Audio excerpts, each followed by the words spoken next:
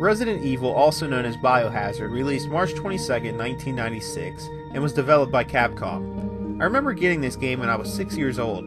I went to our local game store, and my mom let me pick out any game I wanted. So I picked Resident Evil.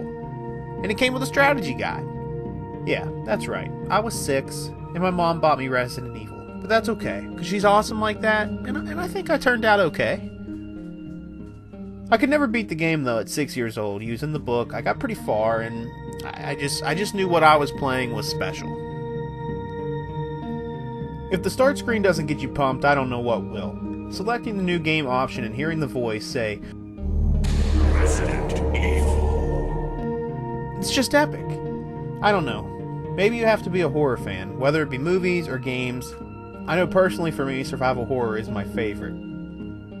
So at the start we get a live action intro. I can't recall any game really doing this before this game, but I mean, it's okay. It makes you feel like you're watching a movie, and it's setting the story.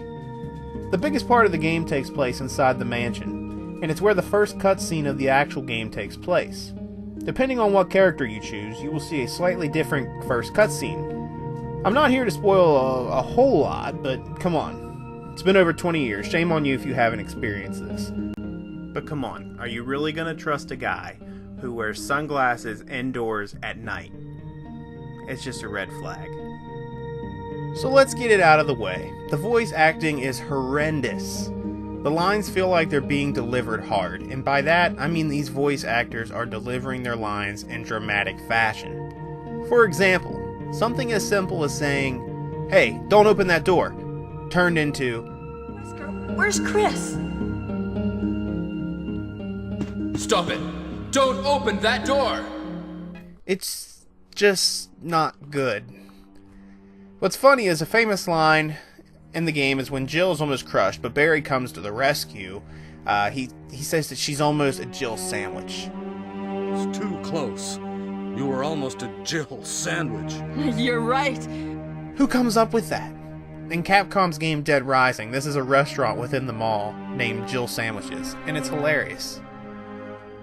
As I mentioned earlier, you have the option of choosing different characters, and your option is Chris or Jill. There are differences. If you choose Chris, the game is harder, and you get less inventory slots, but he can take more hits. If you choose Jill, you get more inventory slots, but can take fewer hits. Jill also gets a lockpick, which comes in handy since Barry calls her the master of unlocking. Here's a lockpick. It might be handy if you, the master of unlocking, take it with you. I'm telling you, the dialogue it's terrible. But Chris comes with a lighter, and since he doesn't have a lockpick, he has to find little keys to open drawers and stuff, and it's just complicated, so I prefer playing as Jill.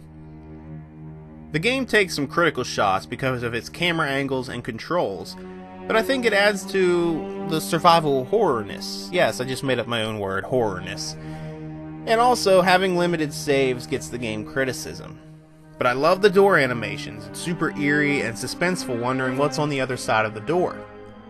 Safe rooms have item boxes where you can empty your inventory to free up space and come back later for an item you put away.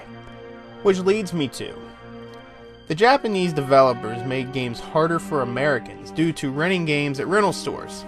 They didn't like people renting the game, then beating it so quickly and returning it, so they made them more difficult.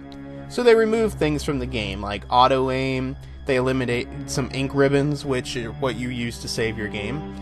So you had fewer saves, and you almost had to deal with this. They almost made it to where each item box was not connected. So like if you put a gem away in the item box on the second floor, it won't be in the item box on the first floor. I know it's more realistic that way, but I'm so glad that didn't happen. That would have been terrible. On March 22nd, 2002, exactly 6 years after Resident Evil released, a remake of the game released for GameCube, and it's a breath of fresh air. Don't get me wrong, I'm not saying the original is terrible. It has good features and bad ones, just like any game would. Take a look at this side-by-side comparison between the remake and the original, and tell me that's not like a breath of fresh air. The graphics, the voiceover, the environment is so much better. I think it's best, though, to play the original Resident Evil, then play the remake to truly appreciate it. In 2015, a high-definition version of the remake was released, and I recommend this version over the GameCube version. Same game, just looks better. Resident Evil was such an iconic game, and still to this day defines survival horror for me and a lot of people. Walking through that dim-lit mansion with the thunderstorm raging outside, and not to mention every hall is lurking with zombies and jump scares. If you haven't, go back to where it all started, play both versions, and enter the survival horror. 3 STARS members left now.